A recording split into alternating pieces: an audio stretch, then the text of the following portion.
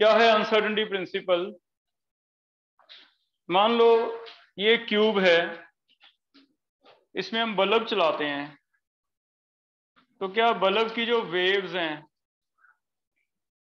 वो पूरे रूम को भरेगी बेटा? मान लो यहां बल्ब चला दिया, क्या इसकी वेव जो है, लाइट जो है वो पूरे रूम में होएगी? क्या आप इसकी पोजीशन कोई सर्टन बता सकते हो भी इस कॉर्नर में ज्यादा होएंगी या इस कॉर्नर में ज्यादा होएंगी? हमें ऐसे ही कहना पड़ेगा भी पूरी रूम में लाइट है। और अगर यही रूम हम बड़ा कर दें, थोड़ा सा एक्सपैंड कर दें, बल्ब वही रखें, तो फिर से पूरे रूम में भर देगी ये। रूम बड़ा कर दिया, बल्ब वही रखा, रूम बड़ा कर दिया, लेकिन अब ये बल्ब क्या करने वाला है? फिर से पूरे रूम को भरने वाला है। इसका मतलब जो लाइट है, जब वेव्स हैं,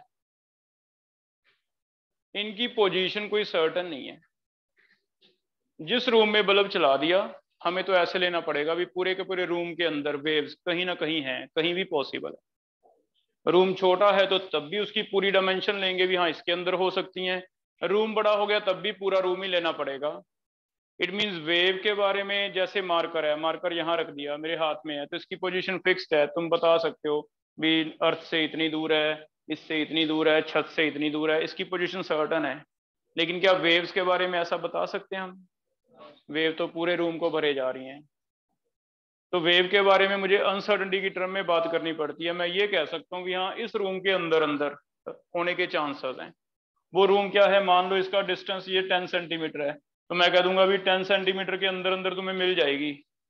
मैं ये नहीं कह सकता भी यहाँ से 1 सेंटीमीटर में होएगी या 2 सेंटीमीटर में होएगी। पूरे का पूरा बताना पड़ेगा कि भी 10 सेंटीमीटर के अंदर अंदर कहीं भी हो सकती है। अगर ये रूम बड़ा हो गया, इसकी डिस्टेंस हो गई 20 सेंटीमीटर, लेंथ 20 सेंटीमीटर, तो मैं कहूंगा भी पता नहीं 20 सेंटीमीटर के अंदर अंदर कहीं भी ढूंढ लो, मिल जाएगी। इसी चीज को वो इलेक्ट्रॉन पे एप्लीकेबल कह रहा है। वो कह रहा है इलेक्ट्रॉन के केस में भी तुम्हें ऐसे बताना चाहिए। बोहर को कहता है भी जो तुम बता रहे हो भी 0.529 एंगस्ट्रॉम के डिस्टेंस पे ही घूमेगा, ऐसे नहीं बताना चाहिए। ये बताना चाहिए कि न्यूक्लियस से लेके जो पहला शेल है वो कितनी दूर है बेटा? 0.529 एंगस्ट्रॉम हाइड्रोजन में।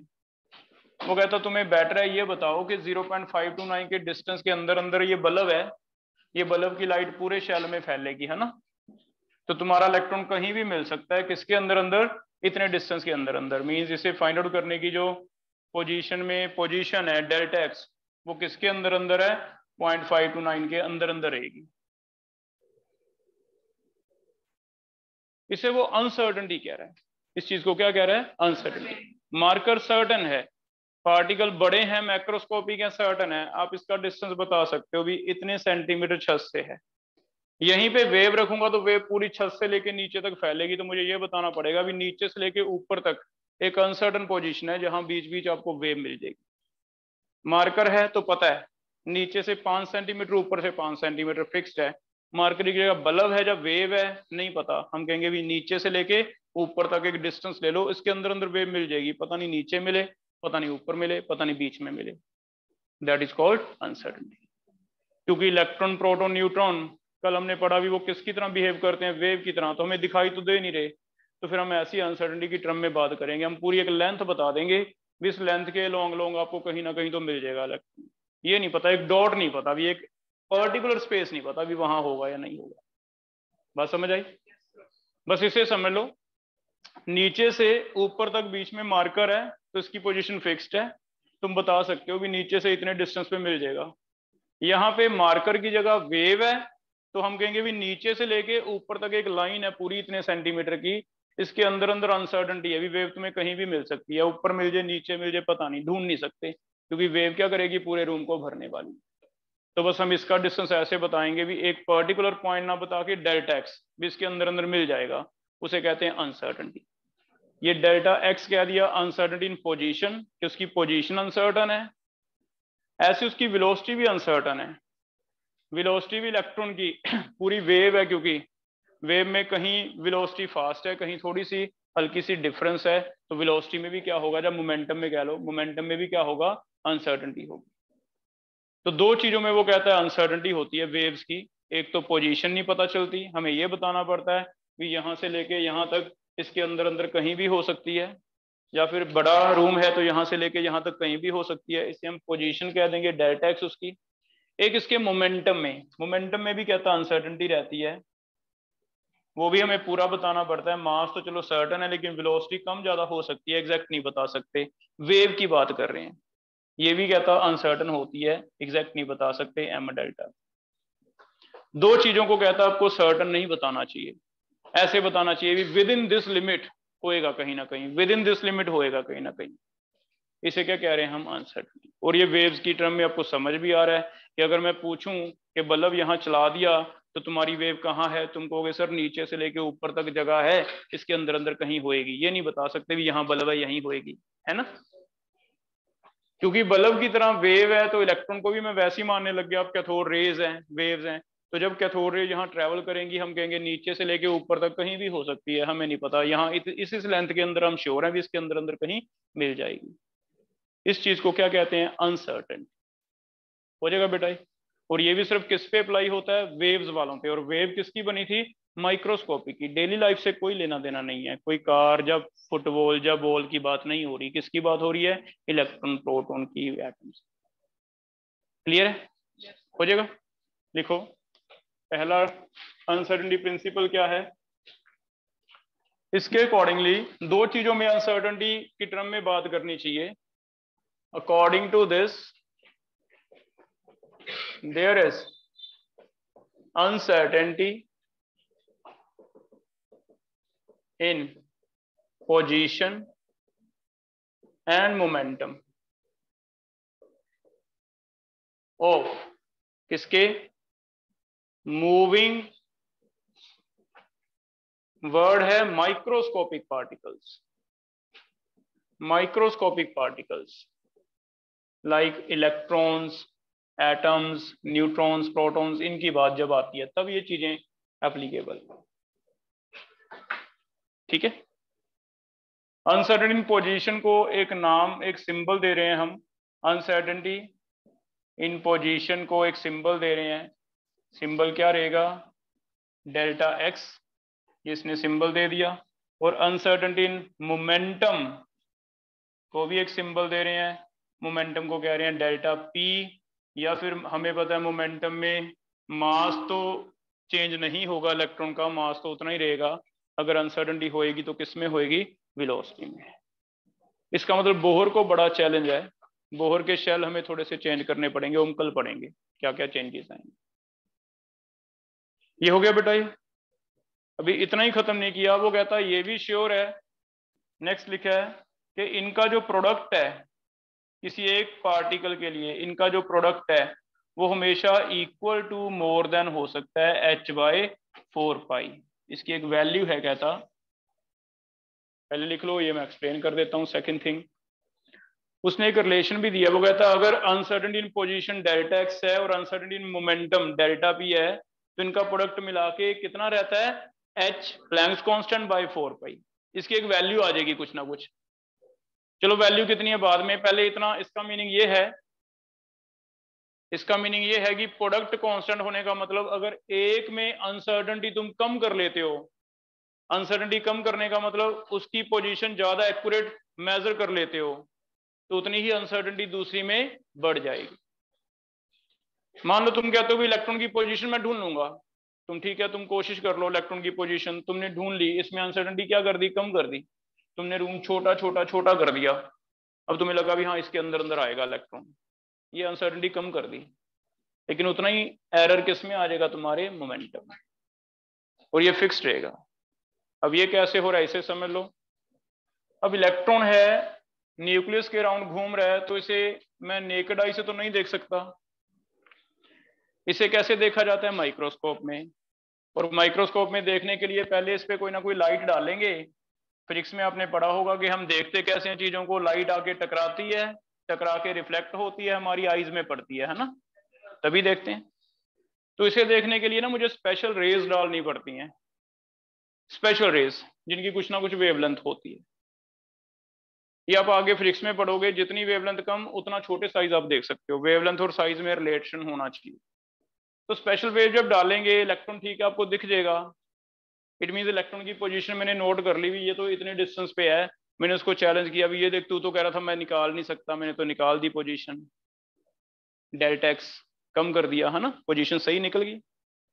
लेकिन इससे क्या हुआ बेटा, उसका डेल्टा एक्स तो तुमने सही से निकाल दिया, ये कम हो गया, पोजीशन सही से निकाल दी, लेकिन उतना ही किसमें एरर हो गया, मोमेंटम में। क्यों? क्योंकि तुमने जो लाइट डाली ना इसे देखने के लिए, वो लाइट की कुछ ना कुछ एनर्जी है, E is equal to H nu. और ये लाइट की एनर्जी मेरे लिए तो कुछ नहीं कहती, मेरे पे सनलाइट पड़ती नहीं, मुझे इससे कुछ फर्क नहीं पड़ता, क्योंकि मेरे मुकाबले तो बहुत कम है, लेकिन इलेक्ट्रॉन के लिए बहुत ज्यादा है। इलेक्ट्रॉन का मास है ही नहीं, बहुत कम है, 10⁻31। जैसी उस पर इतनी एनर्जी वाली लाइट टकराई, इलेक्ट्रॉन की एनर्जी मिल गई, और इतनी की एनर्जी मेरे लिए बहुत कम है, मामूली है, कुछ भी नहीं फर्क पड़ रहा, इलेक्ट्रॉन के लिए बहुत ज्यादा है। जैसी उसे एनर्जी मिलेगी, उसकी काइनेटिक एनर्जी बढ़ जाएगी। काइनेटिक एनर्जी बढ़ जाएगी तो बताओ ये स्लो भागेगा या तेज भागेगा? तेज भागेगा। तो जब आप वेलोसिटी मेजर करने की बारी आएगी, तो वेलोसिटी तो चेंज हो गई, जो इसकी एक्चुअल वेलोसिटी है क्या वो मेजर कर पाओगे? तो उतना ही एरर किस में बढ़ जाएगा, वेलोसिटी में। वेलोसिटी में मींस किस में, मोमेंटम। तो माइक्रोस्कोपिक के लिए देखना बड़ा मुश्किल है, उनको देखने के लिए कुछ ना कुछ लाइट डालनी पड़ती है। देख तो लिया सही से, उसमें उसकी पोजीशन हमें एक्यूरेट पता चल गई, लेकिन जितनी एक्यूरेसी पोजीशन में हो गई, उतना ही एरर किस में बढ़ गया, वेलोसिटी में। क्योंकि वो लाइट की एनर्जी सफिशिएंट थी, उसने क्या किया, इलेक्ट्रॉन को टकराया, उससे इलेक्ट्रॉन तेज भागने लग गया। तेज भागने लग गया तो जब आप किसकी वेलोसिटी मेजर करोगे, वो सेम थोड़ी ना आएगी जो पहले थी, तो फिर उतनी ही एरर किस में बढ़ जाता है, वेलोसिटी। मींस माइक्रोस्कोपिक में प्रॉब्लम है। कार में प्रॉब्लम नहीं है, इस पे लाइट गिरे जा रही है, कोई फर्क पड़ रहा है कार की स्पीड को या बॉल की स्पीड को, भी बहुत बड़े पार्टिकल। तो इसका मतलब ये है कि ये डेल्टा एक्स और डेल्टा पी का जो प्रोडक्ट है वो कांस्टेंट रहेगा ही रहेगा। मैं कितनी भी कोशिश कर लूं एग्जैक्ट मेजरमेंट की, अगर मैं एक पे ध्यान देता हूं, एक निकाल लेता हूं सही से, उतना ही गलती किसमें हो जाती है, दूसरे में। दूसरे पे ध्यान देता हूं, गलती किसमें हो जाती है, पहले में। जिसकी वजह से वो कहता है प्रोडक्ट भी क्या रहता है, कांस्टेंट। और वो कहता है मिनिमम से मिनिमम मैंने करके देखी है प्रिसाइज कैलकुलेशन, इससे कम तो हुआ ही नहीं। ये मिनिमम से मिनिमम अनसर्टेनिटी रहेगी रहेगी। ज्यादा तो एरर है ना, ज्यादा तो मैं जितनी मर्जी गलती कर दूं, मैं पोजीशन सही से निकालू नहीं, ज्यादा तो जितनी भी हो सकती है, लेकिन कम से कम अगर तुम पूरा प्रिसाइज एक्यूरेशन करके देखते हो, कोई इंस्ट्रूमेंट कितना भी प्रिसाइज लेते हो, तब भी इतना तो रहेगा रहेगा। क्योंकि एक सही से निकालते हैं, दूसरा गलत हो जाता है, दूसरा सही से निकालते हैं, पहला गलत हो जाता है। तो एक रिलेशन और भी दिया है, डेल्टा एक्स और डेल्टा पी, इनका प्रोडक्ट कितना है, H/4 हो जाएगा बेटा। तो एक लाइन ये भी लिख लो। नेक्स्ट लाइन क्या है इसकी, मेन डेफिनेशन ये रहेगी, ठीक है, जो अब लिखवा रहा हूं। अगर तुम्हें आता है व्हाट इज अनसर्टेनिटी प्रिंसिपल, ये तो मैंने तुम्हें समझाने के लिए लिखा है, इतनी लाइन से भी काम चल जाएगा। नेक्स्ट लिख लो, डेफिनेशन क्या है, product of uncertainty in position and किसमें, momentum. Product of uncertainty in position and momentum is constant that is delta x delta p equal to more than किसके, H/4 या फिर इसे सॉल्व करने के लिए हो सकता है हमें थोड़ा वेलोसिटी वाला क्वेश्चन आ जाए, तो हम डेल्टा v ले लेंगे इक्वल टू H/4। ये साइन भी तुम्हें ऐसा क्वेश्चन मिलेगा असाइनमेंट में भी, एक साइन सिर्फ इक्वल लिखा होगा, एक साइन ये वाला होगा मोर देन वाला। दो में से आंसर कौन सा देना है, ये वाला मोर देन वाला। इक्वल भी नहीं है, इससे ज्यादा हो सकता है, ठीक है, हो जाएगा। ये समझ आ गया बेटा, ये बस इतना याद करना है। अभी एक डेल्टा एक्स है कुछ, एक डेल्टा पी है, दोनों का प्रोडक्ट कितना है, H/4। क्लियर है? अगर तुम्हें पूछा जाए भी क्या इसका सिग्निफिकेंस डेली लाइफ में कोई है, तो फिर से वही बात है, अभी लाइट आ रही है, क्या कार की एनर्जी को चेंज कर देगी, क्या कार की वेलोसिटी को चेंज कर देगी लाइट? नहीं, ये सिर्फ किसके लिए है, इलेक्ट्रॉन के लिए। तो सिग्निफिकेंस फिर से सेम है, ओनली इन किस केस में, only in case of microscopic. इनके लिए तो कहता है सिग्निफिकेंस माइक्रोस्कोपिक, बड़े पार्टिकल के लिए नहीं है, only in case of microscopic particles. ठीक है बेटा, ये हो जाएगा। लास्ट एक न्यूमेरिकल आता है। न्यूमेरिकल में हम असाइनमेंट में से करके देख लेंगे अभी। एक तो ये फॉर्मूला याद कर लो, delta X M delta V लिख लेता हूं is equal to H by 4 pi, है ना। इसके हमें न्यूमेरिकल आएंगे और सिर्फ एक तरह का न्यूमेरिकल है, इसमें कोई टाइप नहीं है अलग अलग, कोई वोल्टेज नहीं है, कोई काइनेटिक एनर्जी नहीं है, सिर्फ एक टाइप है। दो अननोन है, मास तो तुम्हें पता रहता है इलेक्ट्रॉन प्रोटॉन का, दो अननोन है। डेल्टा एक्स आपको बता देगा, डेल्टा वी पूछ लेगा। फिर से सुनो, डेल्टा एक्स बता देगा, डेल्टा वी पूछ सकता है, या फिर डेल्टा वी बता देगा डेल्टा एक्स। तो बस बहुत ही सिंपल तरह का न्यूमेरिकल, बस एक आपको बताई, आपने वैल्यू भरी, कैलकुलेशन सही से करो, एक बताई एक पूछी, निकाल दो, हो जाएगा बेटा ये। हाँ, थोड़ा सा करते हुए देखना, हम इसे थोड़ा सा और इंप्रूव कर लेते हैं, थोड़ा इजी कर लेते हैं। इसकी वैल्यू ऑलमोस्ट इक्वल टू, जब तुम h की वैल्यू भरोगे 6.62 की जगह मैं 6 ले लूं, डिवाइड 4 इंटू पाई की वैल्यू ये भी होती है 22/7, है ना। इसी को 3.14 लिखते हैं ना 22/7। देखना अगर मैं इसे चेंज कर दूं थोड़ा सा, तो मुझे लगता है बहुत ही इजी हो जाएगा क्वेश्चन। 21/4, 6.21/4 करना, 5.25 डिवाइड करो 21 डिवाइड 4, 5.25 इंटू 10 की पावर कितनी होगी, एक 10 नीचे भी है, 35 होगी। तो यहाँ 25 है, 5 पॉइंट, पावर कितनी है 30। याद रह गया तो, नहीं तो तुम्हें ये तो करना ही आता है, याद रह गया तो और इजी कर सकते हो, ये लिख सकते हो कि 5.25 इंटू 10⁻35 है। अब तुम्हारे, अभी हम करेंगे न्यूमेरिकल, बहुत सिंपल है, एक चीज गिवन है, एक पता करनी है, ऐसे निकाल, ठीक है, हो जाएगा ये भी। तो इसका न्यूमेरिकल सबसे इजी वाला होगा, क्योंकि कोई घुमा फिरा के ट्विस्ट नहीं है, एक पता है, बस एक निकाल दो, ऐसे कर लोगे भी। लेकिन लास्ट फिर से हल्का सा तो ट्विस्ट है, डेल्टा वी ना ऐसे दिया जाएगा, डेल्टा वी सीधा नहीं दिया जाता, कई बार ऐसे लिखा जाता है, 0.01% अनसर्टेनिटी है इन 10⁻6 मीटर पर सेकेंड। इसे समझ लो, इसका मतलब ये है कि जो बोहर ने वेलोसिटी दी वो तो है 10⁻6 के आसपास, लेकिन उसमें अनसर्टेनिटी सारी नहीं है, सारी नहीं है अनसर्टेनिटी, थोड़ा बहुत फर्क है, कितनी क्या है 0.01%। तो आपको डेल्टा भी ऐसे निकालना होता है कि 10⁻6 तो वेलोसिटी है, डेल्टा भी अनसर्टन कितनी है इनमें से 0.01%, कैसे निकालोगे 0.01/100, मीन जितने भी परसेंट देगा ऊपर, तो एक बस ये लिख लो, डेल्टा एक्स में नहीं इसकी जरूरत पड़ती, वेलोसिटी दी जाएगी, परसेंटेज ऊपर लिख के नीचे क्या करना है डिवाइड 100। तो एक आपको एक्स्ट्रा डेल्टा भी जरूर निकालनी पड़ सकती है, वो ऐसे निकल जाएगी, है ना, x%, 1%, 0.1%, 0.01%, 0.2% डिवाइड 100 करके जितनी भी दी है वो डेल्टा भी आ जाए।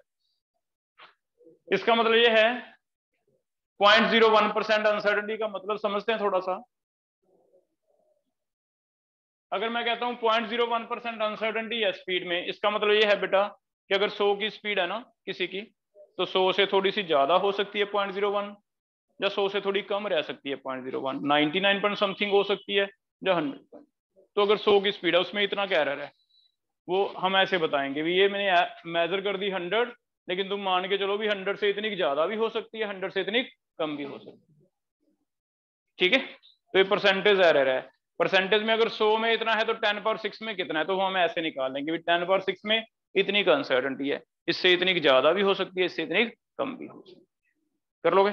तो बस फिर इसका न्यूमेरिकल करना है, एक गिवन है, एक पूछा जा रहा है, निकाल। क्लियर है टॉपिक, है ना, बस इतना का टॉपिक है, इसे हम यूज कल करेंगे, जो नया मॉडल आएगा ना इसकी काफी इंपॉर्टेंस रहेगी, जो इलेक्ट्रॉन के शेल्स हैं थोड़े से हम चेंज करके ऑर्बिटल बनाएंगे, वो उसमें फिर इसकी जरूरत पड़ेगी, ठीक है। अभी शीट देखना आपके पास जो +1 का असाइनमेंट है, इसमें पहले इसी के क्वेश्चन कर रहे हैं, डुअल नेचर में, टिक कर लो। 14 से लेके 20 तक अभी करेंगे, पहले क्वेश्चन नंबर 14 से 20 तक सारे इसी के हैं।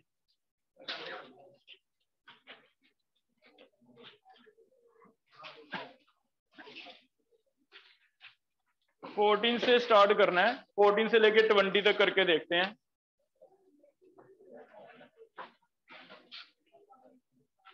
मिल गया बेटा 14 क्वेश्चन डुअल नेचर वाले में। यहां लिखा हुआ है एक असाइनमेंट जनरल है, एक असाइनमेंट डुअल नेचर का दिया हुआ है। जो डुअल नेचर वाला असाइनमेंट है, लिखा हुआ है डुअल नेचर कहीं, हाँ, उसमें 14 से 20 तक के क्वेश्चन सारे इसी के दिए हैं मैंने। ये करके देखते हैं। पहले क्वेश्चन नंबर 14 रीड करो और मुझे बताओ आंसर सही आ रहा है या नहीं, एक्सप्लेन कैसे करोगे। 14 पढ़ के देखना। बी आ रहा है। अभी मैंने बताया भी बी और डी में से कौन सा ज्यादा सही है, बी, क्योंकि हम अनसर्टेनिटी का मतलब एरर की बात कर रहे हैं, और एरर ज्यादा तो जितना मर्जी कर दो, है ना, ज्यादा तो जितना मर्जी कर दो, कम से कम h/4 पाई। ठीक है, बी हो गया 14 का सही है। 15 कोई हैंड रेज करके मुझे एक्सप्लेन करेगा कि सर ये ऐसे आंसर तो क्योंकि आपने देख ही लिया, आया कैसे ये बताना है। बता, मैथमेटिक्स है।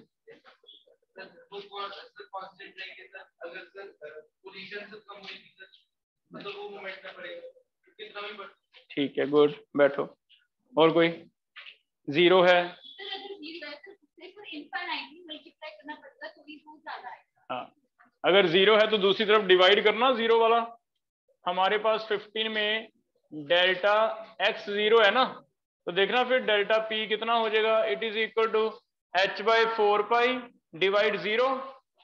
वो किसी को अगर जीरो से डिवाइड कर दें वो क्या हो जाता है, इनफाइनाइट। तो लिख लो ऐसे आंसर आएगा इसका। कौन सा क्वेश्चन है ये, 50। किसी भी चीज को जीरो से डिवाइड करेंगे क्या हो जाएगा, इनफाइनाइट। तो ऐसे एक्सप्लेन कर सकते हो आप। ठीक है, एक जीरो है दूसरा इनफाइनाइट होगा, सीधी सी बात। 16 पढ़ के देखो, क्वेश्चन नंबर 16। पहला अनसर्टेनिटी प्रिंसिपल हाइजेनबर्ग है, और दूसरा कॉन्सेप्ट ऑफ डी ब्रोगली क्या है, डी ब्रोगली को भी वैसे तो उनका नेम डी ब्रॉय है, डी ब्रॉय बोलते हैं उनको, है ना। हम चलो डी ब्रोगली, हमें स्पेलिंग मिस्टेक ना हो जाए कहीं, तो हम ऐसे नेम चेंज कर देते हैं इनके, है ना। एग्जैक्टली इनका नेम था डी ब्रॉय। और डी ब्रॉय के बारे में बड़ी इंटरेस्टिंग बात है,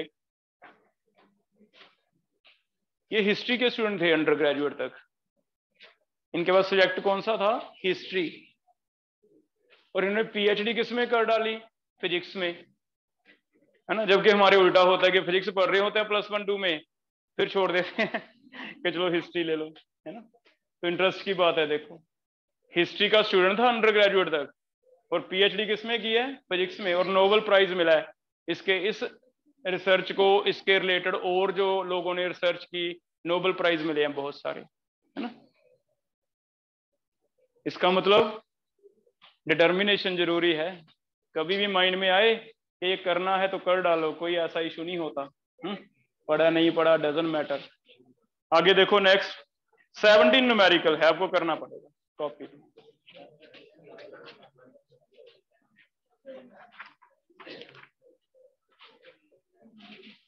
न्यूमेरिकल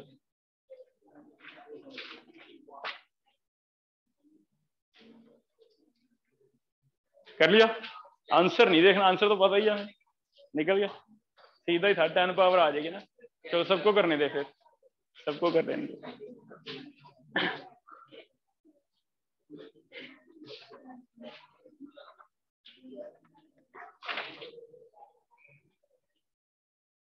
डेल्टा पी गिवन है अभी कितने, 10⁻⁵, ठीक है।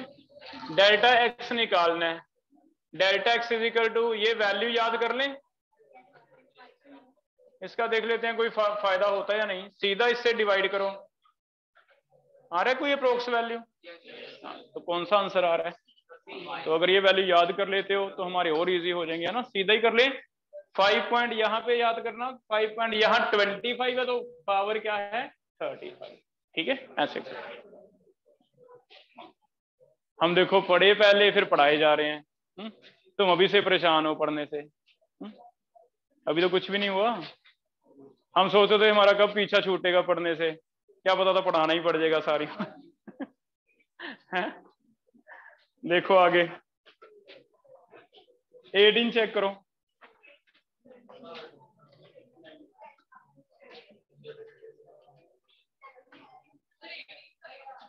एटीन का ए आ रहा है अभी, ग्राम के किलोग्राम बना लिए थे बेटा।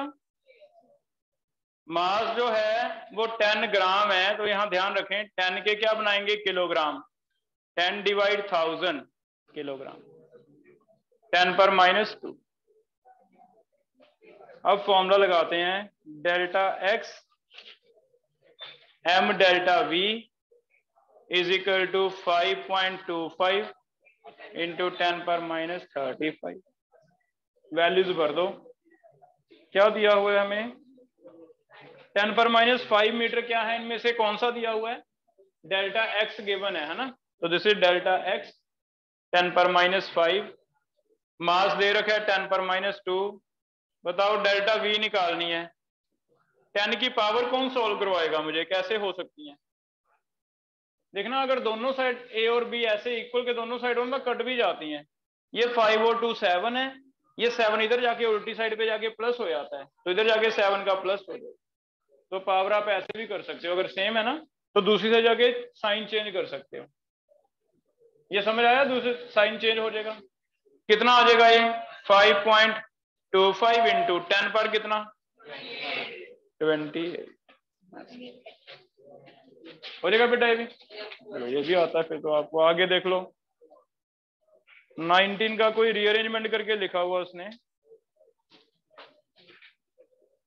हो गया 19, 20 नहीं हुआ होगा तेरा, 19 हो गया बेटा। अब 20 कोई मुझे बताओ, 20 करो ट्राई। 19 आ गया। 20 में मैं पहले, चलो तुम ट्राई करेगा कोई। उसने क्या दिया, डेल्टा एक्स और डेल्टा पी इक्वल हैं, तो क्या बेटा मैं डेल्टा एक्स की जगह डेल्टा पी लिख सकता हूं, तो फिर आप 2 बार डेल्टा पी लिख लो। ऐसे लिख लो, डेल्टा एक्स की जगह डेल्टा पी, फिर से डेल्टा पी, क्या हो गया h/4 पाई। अब मैंने हिंट दे दिया, अब तुम आगे कर सकते हो। रूट समझ आ गया कहां से आ जाएगा, है ना। तो अब ट्राई करो। कौन सा देख रहा है, ये 20th है।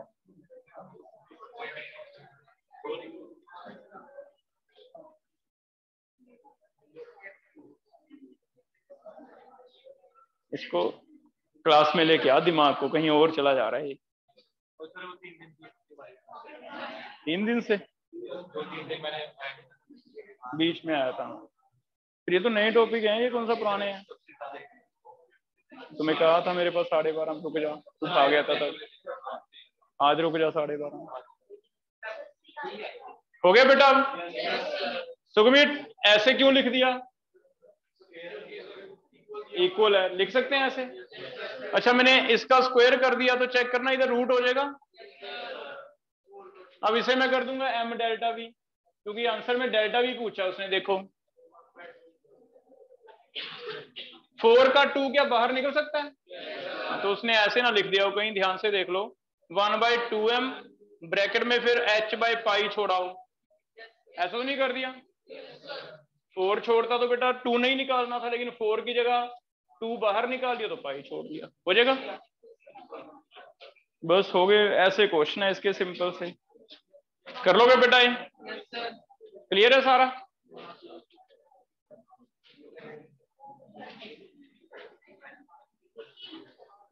डाउट्स लूं करके आयो, बाकी क्वेश्चन करके आयो। पहले कौन सा करें, एक डीपीपी इस साइड है, atomic model Planck quantum theory.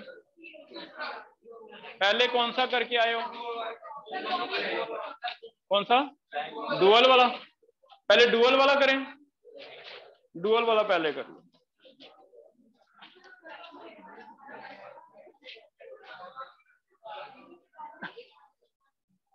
Dual nature में फर्स्ट 5 में से बताओ कौन सा डाउट है।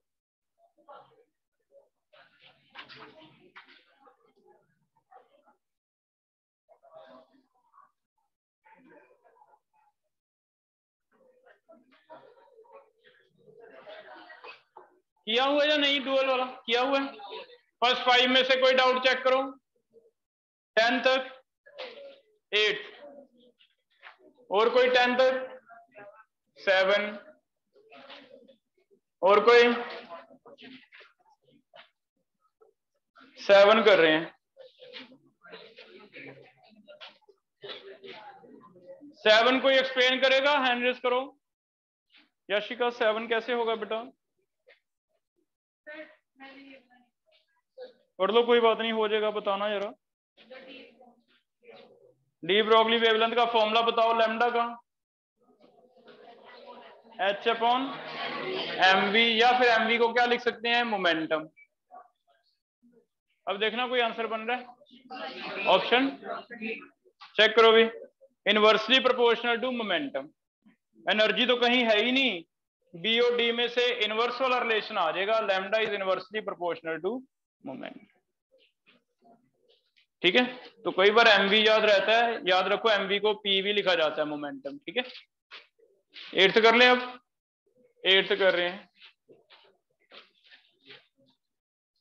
काइनेटिक एनर्जी पता है, डी ब्रोगली। कोई मुझे काइनेटिक एनर्जी और लैम्डा वाला रिलेशन बताएगा? Shubhrat. Lambda is equal to H upon root K. ये फॉर्मूला है, याद आ गया फॉर्मूला?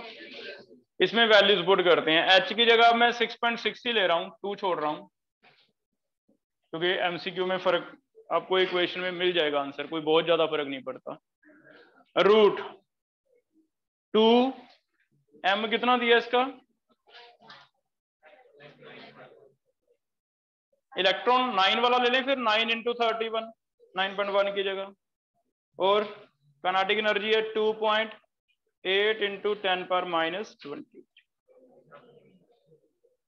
ठीक है, बिस्मन 10 की पावर कितनी होगी टोटल? 31 माइनस की और 23 ऐड होंगे या क्या होंगे? ऐड हो जाएंगे ना। 31 23 या फिर 30 24 कर लेना, 30 24 54 बन गए। तो 10 की पावर कितनी बन गई? माइनस 50 इंटू 2 9 और 2.8 बचा। ठीक हो गया। अब इसमें से 10 की पावर माइनस निकालो, कितनी? 27। 9 का 3, 5.6 रह गया। रूट 5.6 कितना लेते हो? 5 का कितना लेते हो रूट?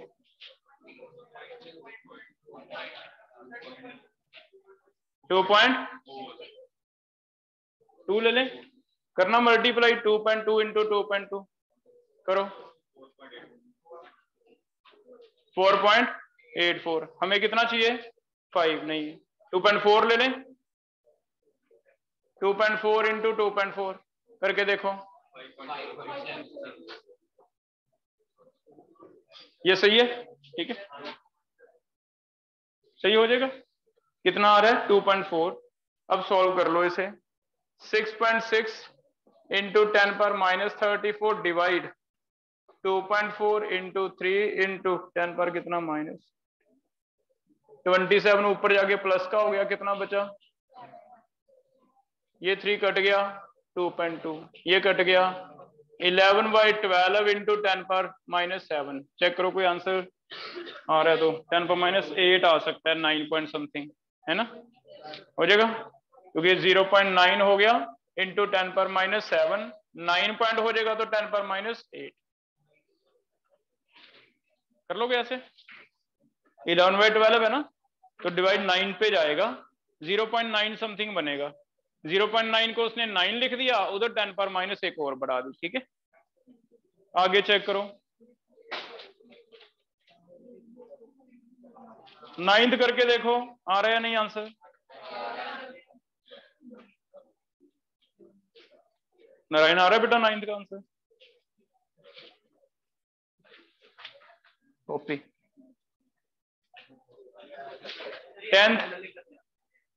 10th चेक करो अनीश, हो गया 10th समझना बेटा किसी ने? 10th समझो। 12th के 2 आंसर है, ये कह रहा है, बताओ। हाँ, कौन कौन से? हाँ लिख लो ए एंड सी, दो आंसर कर लो 12 के, ए एंड सी दोनों ही सही है ना। एक में lambda is equal to H upon P लिख दिया, एक में P is equal to H upon lambda, तो ए एंड सी कर लो 12 के, ठीक है। और कोई चेक करो 23 तक, 21,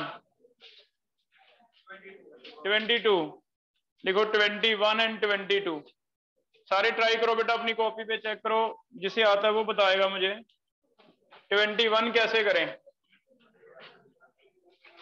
पहले एक बार रीड कर लो, फिर मुझे बताओ पढ़ के, कौन बता सकता है 21?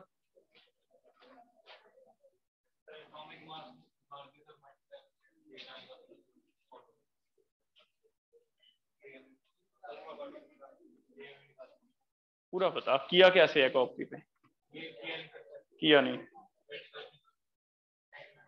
लैम्डा जो है काइनेटिक एनर्जी वाला फॉर्मूला लगाओ, lambda is equal to H by root 2m K, है ना। इसका मतलब लैम्डा बेटा इनवर्सली प्रोपोर्शनल आ रहा है किसके? मास एंड के। तो हम मल्टीप्लाई करते जाओ, जिसका ये मास और के ज्यादा होगा उसका लैम्डा कम होगा। क्लियर है? मास और के हम देख लेते हैं। अच्छा, इसने लैम्डा सेम दिया, सेम लैम्डा है, सेम लैम्डा में ये भी क्या होगा? सेम होगा। अगर ये सेम होगा तो मास इंटू के ये सेम रखना है। इट मींस मास अगर ज्यादा होगा तो के क्या होगा? कम होगा। प्रोडक्ट सेम है ना, अगर प्रोडक्ट सेम है, प्रोडक्ट में एक चीज ज्यादा है तो दूसरी क्या होएगी? कम होएगी। तो अब मास देख लो भी किस किस का ज्यादा है, उसकी के कम होएगी। मास में एक पार्टिकल है इलेक्ट्रॉन, एक पार्टिकल है अल्फा, एक है प्रोटॉन। इनमें से मास का ऑर्डर लिखो, मास सबसे ज्यादा वाला बताओ अल्फा, उससे कम प्रोटॉन, इलेक्ट्रॉन का सबसे कम होता है नेग्लिजिबल। ये मास है। जो मास का ऑर्डर है, हम कह रहे हैं मास ज्यादा तो काइनेटिक एनर्जी लेस, तो काइनेटिक एनर्जी का ऑर्डर उल्टा कर दें। ये किसका ऑर्डर है? चेक करो, मास ज्यादा काइनेटिक एनर्जी क्या हो जाती है? कम। यहां से आया बेटा, फॉर्मूला पढ़ा ना, 2m_k। तो लैम्डा सेम है, इट मीन ये सेम होगा, ये सेम होगा, तो ये कांस्टेंट होना चाहिए सबका। सबका कांस्टेंट मींस एक ज्यादा है तो दूसरा कम होना चाहिए। मास का ऑर्डर हमें पता है क्या है, उससे उल्टा ऑर्डर क्या हो जाएगा? एनर्जी। कर लोगे ऐसे? 22 नाम में पढ़ के बताओ कैसे होगा 22? किया था, हाँ तभी पूछा है। नेहा बता दो कैसे किया था बेटा? फॉर्मूला क्या लगता है इसमें लैम्डा का? क्या फॉर्मूला लगा था फिर कल किया था तो? 2πr/n, ये फॉर्मूला था। इधर से कौन बता रहा है? तुमने हाथ खड़ा किया था, प्रतीक बता कैसे किया था? रेडियस कितना भरेगा थर्ड ऑर्बिट का? 9x, फर्स्ट का x था तो थर्ड का 9x डिवाइड 3, n कितना था? 3। चेक करो 6πx। ये तो पता है याद किया था, ये नहीं पता क्या किया था। हो जाएगा ये। और कोई देखो बेटा इसमें दूसरा असाइनमेंट देखो, पहले फर्स्ट 5 कर लो अभी, अगर नहीं भी किए तो फिर मेरे से डाउट लो। करेक्ट, फर्स्ट 5 बेटा किए हुए हैं या नहीं? किए हुए हैं? नहीं किए, कर लो फिर। जिन्होंने नहीं किए करो 5 और मुझसे डाउट पूछो। फर्स्ट 5 में से किसका डाउट है, कौन सा बताओ? हाँ किए हुए? किए हुए बेटा तुमने? सबने किए हुए हैं, अच्छे बच्चे हो तुम सारे।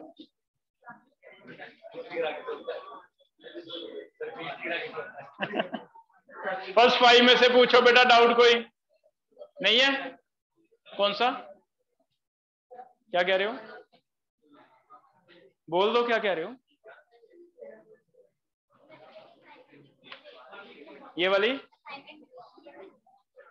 ये वाला नहीं हुआ अभी, ये कह रहे हैं। देखो हेजिटेट नहीं करो, नहीं हुआ कल ले लूंगा, बता दो। हो गया, इनके ले लेता हूं, तुम आज वाले कल मेरे से दोबारा ले लेना, ठीक है। फर्स्ट 5 में से डाउट देखो अभी। फर्स्ट 5 में नहीं है, 10 तक, 10 तक पता नहीं था।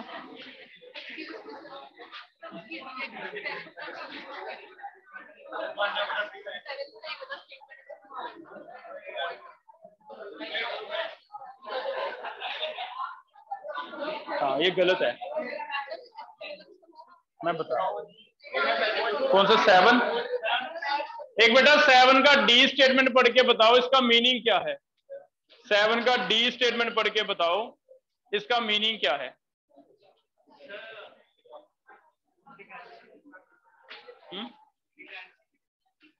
7 का डी स्टेटमेंट कोई भी पढ़ के एक्सप्लेन करे कि इसका मीनिंग क्या है। डाउट तो है नहीं तुम्हारा, पर मीनिंग क्या है। तो वैसे आंसर तो हमारा आ जाएगा इसके बिना भी बेटा, है ना। फिर भी मैं बता देता हूं इसका मीनिंग क्या है। जब इसने गोल्ड न्यूक्लियस लिया और इसके ऊपर टकराए अल्फा पार्टिकल, तो अल्फा पार्टिकल नजदीक आते हैं, टकराते नहीं है बिल्कुल। एक टाइम पे आके ये पॉजिटिव को क्या करता है, रिपेल। एक टाइम पे आके रिपल्शन इतनी हो जाती है कि ये वापस चले जाते हैं, या फिर इधर उधर टकरा के मुड़ जाते हैं। इसका मतलब एग्जैक्टली कहां टकराता है वो नहीं पता चलता, हमें एक आइडिया पता चलता है ना। तो एग्जैक्टली साथ में टकराएगा नहीं, ऐसा नहीं होगा। देखो जैसे मैंने बॉल ली, मान लो बॉल अल्फा पार्टिकल है, बॉल में दीवार पे टकराऊं, टकरा के मेरे पास आएगी दीवार से, वैसा नहीं हुआ। अल्फा पार्टिकल क्या है, जा रहा है। अगर ये न्यूक्लियस है तो टकराएगा नहीं, उससे पहले ही वापस आ जाएगा, क्योंकि एक टाइम पे आके पॉजिटिव रिपल्शन इतनी ज्यादा हो जाती है कि पहले ही टकरा के इधर उधर चला जाता है। तो कहां टकराता है उसका एग्जैक्ट पॉइंट पता नहीं चलता, क्योंकि एग्जैक्ट तो वो टकरा ही नहीं पाता, उससे पहले ही बेंड हो जाता है ना। तो इसका मतलब ये है। अब दोबारा से पढ़ो स्टेटमेंट, क्या कह रहा है। पॉइंट ऑफ इंपैक्ट मतलब ये मार्कर मेरे हाथ पे टकरा गया, ये पॉइंट ऑफ इंपैक्ट है, ये पता नहीं चलता, है ना। ये पता नहीं चलता, इसने लिखा हुआ पता चलता है, मेरे ख्याल इसलिए इनकरेक्ट दिया होगा, ठीक है। आगे देखो 10 तक, और कोई 10 तक। चलो एक क्वेश्चन कर दो अनसर्टेनिटी का, ये कल ले लेते हैं, फिर नहीं किए। ये कल लेना, इन्होंने किया नहीं है, ये कल ले लें बेटा, डाउट कल ले लेना, कोई बात। अभी एक क्वेश्चन प्रैक्टिस करो, एक क्वेश्चन लिख लो अनसर्टेनिटी का।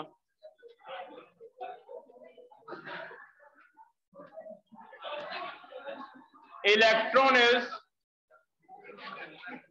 Moving with 10 power 6 with 0.01%। एक वर्ड और सीख लो, एक्यूरेसी दिया जाएगा कई जगह, यहां कुछ भी लिखा जाए, एक्यूरेसी अनएक्यूरेसी जो मर्जी लिखा जाए, आपको आंसर एक ही करना है। आपको इसमें डेल्टा एक्स पता करना है, और फॉर्मूला ये लगेगा delta X M delta V is equal to 5.25 into 10 पर -30। आपको डेल्टा वी, इसका जो मैंने मीनिंग समझाया, अगर वो समझ आ गया तो डेल्टा वी सही से निकालना है। मास ऑफ इलेक्ट्रॉन अभी के लिए थोड़ा सा अप्रॉक्स कर रहे हैं, 9 इंटू 10 पर -31 भर दो, और मुझे डेल्टा एक्स बताओ, ठीक है। इतना काम कर दो।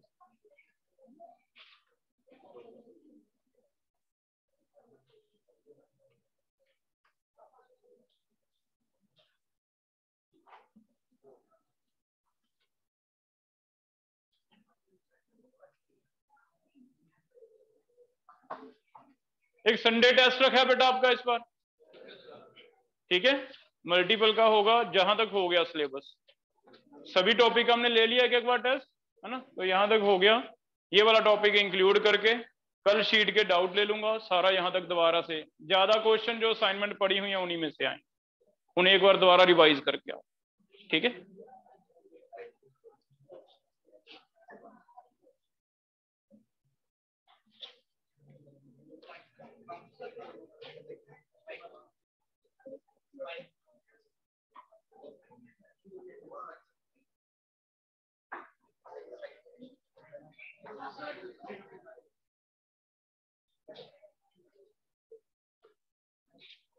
कर लिया?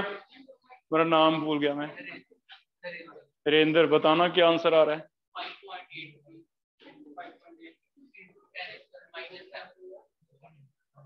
मीटर से आएगा, ठीक है, क्योंकि डेल्टा एक्स पोजीशन होती है तो मीटर। आ रहा है इतना? आ रहा है? संकेत, अमनीत, सेम सेम आ रहा है? किसी का और डिफरेंट आ रहा है तो बोल दो भी।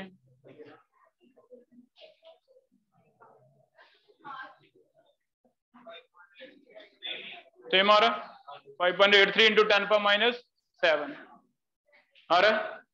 ठीक है, ये वैल्यू देख लो, m है 9 इंटू 10⁻31 इंटू डेल्टा वी निकाला है हमने कितना?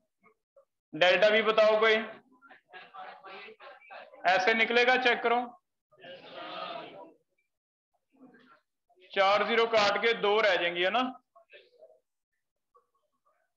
10 की पावर इकट्ठी करते हैं, ऊपर 35 थी, नीचे से 31 प्लस का हो गया, 2 माइनस का हो गया, ठीक है। कितनी रहेगी 10 की पावर? ये -6, ठीक हो गया। ये यहां रह गया 5.25 अपॉन 9 0.583 इंटू 10⁻⁶। 5 पॉइंट कर देंगे तो 10⁻⁷ हो जाएगा बेटा। तो बहुत सिंपल से क्वेश्चन है, जैसे आपको बताया, हो जाएगा। अब जीआरबी में एग्जांपल आपके करने वाले 42 हो जाएंगे। 42 तक करना स्टार्ट करो। नेक्स्ट टॉपिक कल से हमारा थ्योरी वाला स्टार्ट हो जाएगा, तब डेली हम 10-10, 15-15 क्वेश्चन जीआरबी मंगवाएंगे क्लास में। जो भी डाउट आपके वो डाउट लेते रहे, ठीक है, क्योंकि थ्योरी वाला सिंपल चलेगा अभी 1-2 दिन को, ठीक है। इतना करके आओ, जीआरबी में लेंगे बेटा, मंडे से स्टार्ट करते हैं।